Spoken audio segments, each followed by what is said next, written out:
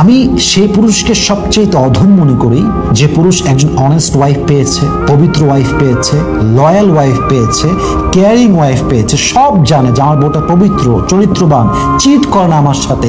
এত কিছু জানার পরেও যে স্বামী তার বউকে মূল্যায়ন করতে পারে না, কসম করে বলতে পারে এর মতো অধম, অযোগ্য, নিকৃষ্ট স্বামী আল্লাহর জমিনে সেকেন্ড আর কেউ হতে পারে না। ঠিক কিনা বলেন?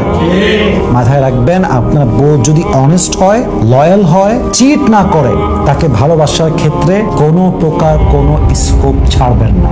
তাকে ভালোবাসবেন, তাকে আদর করবেন, তাকে ঘুরতে নিয়ে যাবেন, তাকে হাত খরচ দিবেন, তার শখ পূরণ করবেন, তার আহ্লাদ পূরণ করবেন, তার জেদ পূরণ করবেন, তার কথা শুনবেন, তাকে সর্বোচ্চ ভালোবাসবেন। এতে করে আপনার সংসারে বরকত দিবে কে? শুধুমাত্র সংসারে বরকত আসবে তা না, আপনি আপনার মনের শান্তি খুঁজে পাবেন, আপনার বউ শান্তি খুঁজে পাবে, ঘরটা জান্নাতের বাগান হবে।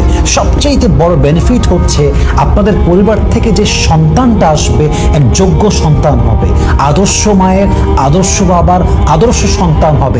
এমন একটা প্রজন্ম আপনি তৈরি করবেন যে প্রজন্ম শিখবে যে বউকে ভালোবাসলে বউটা অবাধ্য হয় না, বরং পুরুষ যদি একজন নারীর সঠিক যত্ন করতে পারে, সঠিকভাবে ভালোবাসতে পারে, ওই নারী একটা সুন্দর প্রজন্ম গিফট করতে পারে। ঠিক কিনা বলেন?